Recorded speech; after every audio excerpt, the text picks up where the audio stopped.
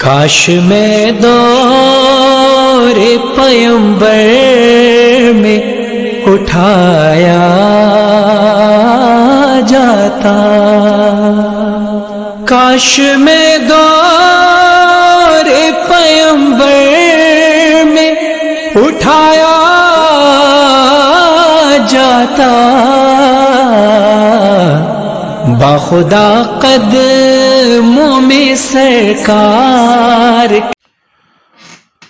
السلام علیکم یارس، اعوذ باللہ من الشیطان الرجیم، بسم اللہ الرحمن الرحیم، اللہم صلی علی محمد وعلی آل محمد کما صلیت علی ابراہیم وعلی آل ابراہیم انک حمید مجید، اللہم بارک علی محمد وعلی آل محمد کما بارکت علی ابراہیم وعلی آل ابراہیم انک حمید مجید۔ اعوذ باللہ من الشیطان الرجیم، بسم اللہ الرحمن الرحیم۔ آج میں بات کروں گا یا بدوح کے بارے میں، اور ایک بزرگ گزرے ہیں، حضرت قاضی غلام عمر نقشبندی قادری صوفی رحمۃ اللہ علیہ، اس کے بارے میں بھی بتاؤں گا تاکہ آپ لوگوں کے علم میں اضافہ ہو، آپ لوگوں کو بزرگوں کے جو ہے محنتیں اور ان کی جو ریاضتیں ان کے بارے میں پتہ ہو۔ یا بدو ایسا عمل ہے، دنیا کی تقریباً سبھی گدیاں، سبھی خانقاہیں، سبھی سلاسل میں اس کے عامل اور عالم رہے ہیں، اور اسے بہت سارے استفادہ کیے ہیں۔ کچھ لوگوں کی خود ریاضت ہوتی ہے، اور کچھ لوگوں کو ان کے آباء و اجداد یا ان کے مرشد کریم جو ہوتے ہیں وہ اجازت دیتے ہیں، اور اس سلسلے کی برکت سے وہ سلسلہ پھر خانقاہی نظام چل رہا ہے۔ یا بدو کا نقش اگر کوئی عامل لکھ کے دے، یا صاحب زکوٰۃ یا صاحب دعوت ہو، تو اس کے جو رش ہے اس میں کمی نہیں آئے گی، یعنی گائک کو روکا نہیں جا سکتا، اتنی رش ہوتی ہے۔ یا بدو جو ہے اس کے عاملین میں، ان کے کاملین میں ہمارے علاقے سے کچھ دور ہے، اور وہ ان کے مریدین ہمارے علاقے میں ہیں، اور آپ کے جو بیٹے تھے ابھی اس دنیا میں نہیں ہیں، وہ میرے محسن میرے دوست تھے۔ آج میں بات کروں گا کیونکہ بات کچھ اس طرح کی ہے کہ تاکہ لوگوں کو کچھ روحانیت کے بارے میں سمجھ میں آ سکے۔ اکثر و بیشتر لوگ جو مرید بننے جاتے ہیں یا مرید بننا چاہتے ہیں، وہ دولت مندوں کو دیکھتے ہیں کہ دولت مند اگر مرشد ہے تو ٹھیک ہے، اگر ان کے پاس دولت نہیں ہے تو پھر کچھ نہیں ہے۔ یہ اکثر لوگوں کا ذہن ہے۔ کچھ لوگ روحانیت کے حقیقی متلاشی ہوتے ہیں، وہ غریبی امیری کو نہیں دیکھتے بلکہ اس کی روحانی اپروچ کو دیکھتے ہیں۔ تو میں بات کرتا ہوں حضرت مختوم محمد اسماعیل پریالو شریف رحمۃ اللہ علیہ، حضرت مختوم محمد اسماعیل رحمۃ اللہ علیہ پریالو شریف۔ آپ جس پہ کھجور خشک کی جاتی ہے چٹائی، اس کو بنتے تھے، بناتے تھے۔ اور وہ سرکنڈوں سے بنتی ہے. سرکنڈے اتنے وہ ہوتے ہیں کہ ہاتھوں کو بھی چھیلتے ہیں.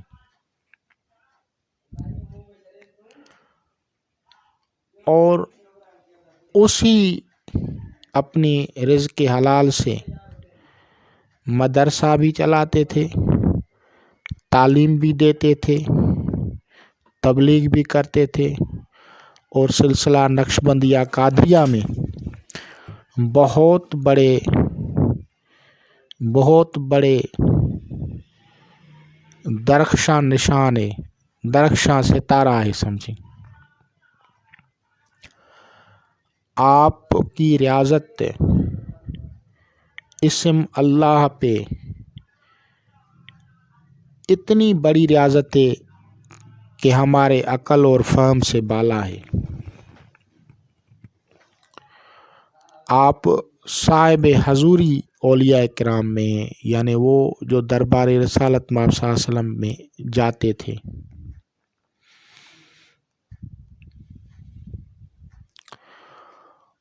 انہی کے خاندان سے آج میں بات کر رہا ہوں.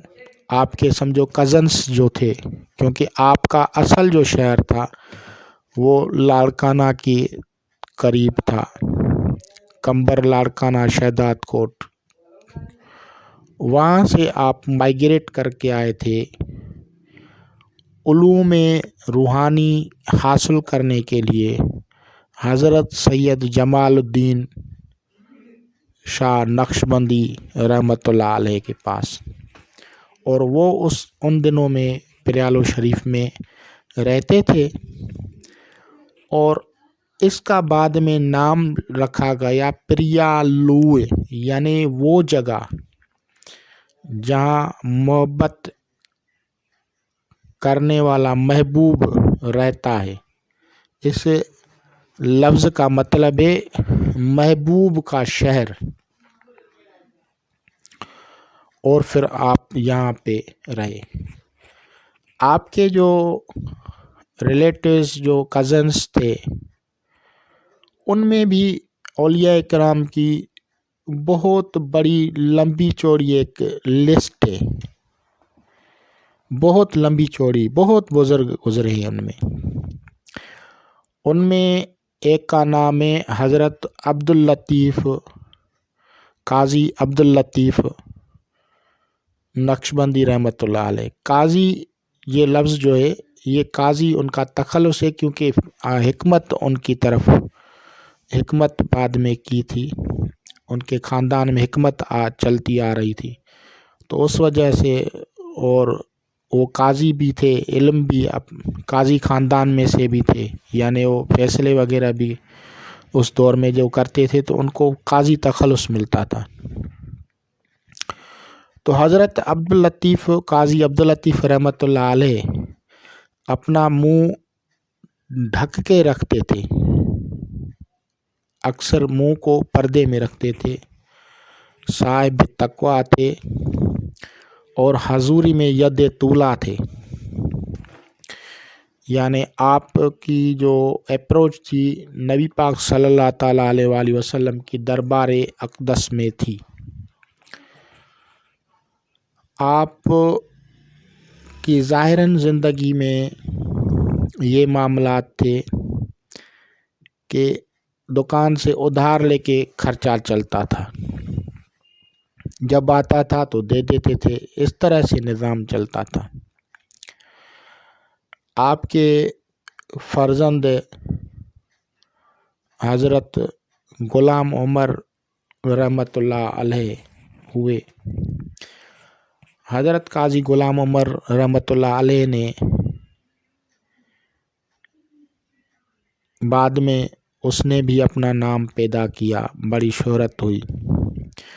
تو حضرت قاضی عبداللطیف رحمۃ اللہ علیہ نے ایک مرتبہ دربار رسالت مآب صلی اللہ علیہ وسلم میں عرض کی کہ یا رسول اللہ صلی اللہ علیہ وسلم تنگ دستی بہت ہے.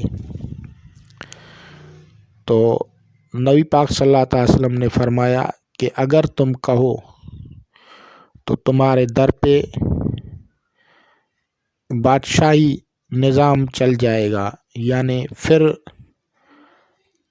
آپ کے اوپر کسی اور پیغمبر کا ہاتھ جو ہے وہ ہوگا، یعنی اگر آپ کہیں تو میں حضرت سلیمان علیہ السلام کا ہاتھ آپ کے اوپر رکھا دوں تو پھر آپ کا جو روحانی مقام مرتبہ ہوگا اس میں فرق پڑے گا، لیکن دنیا کے حساب سے کمی نہیں آئے گی۔ تو حضرت نے کہا کہ نہیں، پھر میں ایسے ہی ٹھیک ہوں۔ تو جن بزرگوں کے اوپر نبی پاک صلی اللہ تعالیٰ علیہ وآلہ وسلم کا دست مبارک ہوتا ہے، ان کا نظام فقر میں رہتا ہے، اور طریقت میں جن کے اوپر دست مبارک حضرت سلیمان بن داؤد علیہ السلام رہتا ہے تو ان کے پاس شاہی خرچہ چلتا ہے۔ اور اسی طرح اگر کسی ولی کے اوپر یا کسی عام آدمی کے اوپر حضرت یوسف علیہ السلام کا ہاتھ ہو تو پھر اسی طرح کے معاملات چلتے ہیں جس طرح سے حضرت یوسف علیہ السلام نے فیس کیے تھے۔ یہ میں نے ایک آپ لوگوں کو روحانیت کی بنیادی نالج ہے اس کے بارے میں آپ لوگوں کو بتا رہا ہوں۔ تو کسی بھی ولی کو یہ نہ سمجھیں کہ یہ غریب ہے تو اس کے پاس روحانی طاقت کم ہوگی، یہ سوچ تبدیل کر دیں۔ پہلی بات تو یہ ہے۔ دوسری بات، حضرت قاضی غلام عمر رحمۃ اللہ علیہ نے اپنے والد صاحب کو کہا کہ بابا مجھے مرید کریں، تو آپ نے کہا کہ بیٹا جو تکالیف میں برداشت کرتا ہوں وہ آپ نہیں کر سکتے، انتظار کرو کوئی اور بزرگ آئے گا۔ تو پھر ان دنوں میں شام سے کوئی بزرگ آیا تھا اور شامی صاحب کے نام سے مشہور ہے، اور کچھ سادات بھی ان کے مرید ہوئے، راشدی سادات بھی لاڑکانہ کے ان کے مرید ہوئے تھے، اور کچھ دوسرے بھی ہوئے تھے۔ اور حضرت عبداللطیف رحمۃ اللہ علیہ نے جو ہے اپنے بیٹے کا ہاتھ جو ہے شامی صاحب کے ہاتھ میں دیا۔ شامی صاحب کو بھی اللہ تعالیٰ نے بہت بڑا فضل عطا کیا تھا، اس نے اس کو حکمت اور کچھ اور چیزیں عنایت کر دیں اور اس کا ظاہر و باطن منور کر دیا۔ آپ کا دور اور ہمارے دادا مرشد حضرت سید شیر محمد شاہ جیلانی رحمۃ اللہ علیہ کا دور ایک ہے۔ آپ ایک ہی دور میں تھے اور بھائیوں کی طرح رہتے تھے، ایک دوسرے کو بھائی بولتے تھے۔ اور حضرت قاضی غلام عمر رحمۃ اللہ علیہ تلقین کیا کرتے تھے لوگوں کو کہ جب حضرت شیر محمد شاہ جیلانی رحمۃ اللہ علیہ آئے تو اس کے آگے اور پیچھے فاصلہ رکھا کریں، کیونکہ فرشتے ان کے لیے نشستیں بچھاتے ہیں اور پھر ان کو جو ہیں لپیٹتے ہیں، یعنی جہاں گھومتے تھے تو وہاں سے ایک فراش لپٹی جاتی تھی، تو وہ جو نظر آتا تھا حضرت قاضی غلام عمر رحمۃ اللہ علیہ کو، تو وہ انہوں نے ایسے کیا تھا۔ تو بہرحال بہت بڑی باتیں ہیں، ان کے بہت سارے کرامات ہیں۔ تو میں بات کرتا ہوں یا بدو کی طرف آتے ہیں، اپنے موضوع کی طرف آتے ہیں۔ تو یا بدو کا وہ ایک عامل بھی تھا، ولی کامل بھی تھا، عامل بھی تھا۔ تو اس دور میں آپ جہاں پہ مہمان تھے تو قاضی غلام عمر رحمۃ اللہ علیہ نے فرمایا کہ پیسے ہیں، تو ان کے مریدین خادمین جو تھے انہوں نے بھی ہاتھ ڈالا جیب میں اور کہا کہ حضرت جی کچھ نہیں ہے۔ تو انہوں نے کہا ٹھیک ہے، بھلا بک لے آؤ، ایک خالی بک لے آئے، اور اس پہ انہوں نے 20 का नक्श या वुदू का नक्श लिखा और उसको कहा कि इसको अलहदा कमरे में रखा। जब वो रखा है और जब वो वापस बुक किया तो उसमें उस दौर के हिसाब से बहुत बड़े पैसे थे। तो ये करामत है, यानी दस्ते गैब से भी चीज़ को खींच ले आना, पैसों को भी ले आए, तो ये याबुदू की करामत है। याबुदू इसी तरह से अगर आदमियों को तस्खीर के लिए नक्श लिखा जाता है तो वो आदमियों को भी ऐसे ही खींचता है, उसकी रश कम नहीं होगी। इसी तरह मैंने पहले भी कहा था कि इसके बहुत सारे इसरारात हैं, बहुत सारी बातें हैं। तो बात करते हैं हज़रत काजी ग़ुलाम उमर रहमतुल्लाह अलैह की। आप हिकमत भी करते थे, आप साहिब कीमिया भी थे, और आपके जो दूसरी करामात भी हैं हिकमत के हिसाब से भी। इतनी बड़ी करामात हैं कि अगर मैं कहूँगा तो शायद आम लोग उसको वो समझेंगे कि इसने कोई बड़ी बात कर दी है। लेकिन उनमें से मैं एक बात ये बता दूं कि उनके एमाल, रियाजत, इबादत, तक़वा का ये आलम था कि आप लोगों का फरमान था कि जो भी बीमार हमारे औताक पे, हमारी बैठक पे, हमारे डेरे पे, हमारे जगह पे आएगा, खानकाह पे आएगा, उसके लिए कोई परहेज़ नहीं है। लेकिन यहाँ से उतर के जाएगा तो बीमारी के हिसाब से उसके ऊपर जो है वाजिबात है, वही परहेज़ जो भी उनको प्रिकॉशन होती हैं वो उनको करनी पड़ेगी। लेकिन वहाँ पे अगर वो रहते हैं तो उनके लिए कोई परहेज़ नहीं है। जो भी चीज़ बाज़ार से मंगा के वहाँ पे खाएं, खा लें। तो ये उनका मकाम था। और भी दूसरी करामात हैं बुज़ुर्ग की, तो करामात की तरफ जाएंगे तो करामात का सिलसिला लंबा होगा। और आपके ख़ानदान में दलाइल खैरात का भी विर्द ख़ानदानी चलता था। आपके फ़र्जंद मोहतरम रजबुद्दीन रहमतुल्लाह अलैह कुछ बरस हुए हैं इस दुनिया से पर्दा फरमा गए। उससे मेरी मुलाकात थी। आप बड़े थे, मेरे बाप की जगह पे थे। तो उससे जब मुलाकात हुई तो उसने मुझसे पर्सनल में 2-3 घंटे गुफ्तगू की थी और उसको बहुत टाइम हो गया है उस बात को। आपके जो गद्दी नशीन बेटे हैं वो हैं, और आपका एक बेटा है न्याज़ अली, वो दोस्त थे, उससे भी मेरी मुलाकातें हुई हैं। तो इनको हिकमत और जो था रूहानियत दोनों में दस्ते कुदरत था। और मैं कोशिश में यही कह रहा हूँ कि बुज़ुर्ग वली की जो है आप कपड़ों को ना देखें, गरीबी को ना देखें। हो सकता है उनकी जो आप जिस बुज़ुर्ग को कम समझते हो वो कोई और मकाम पे हो।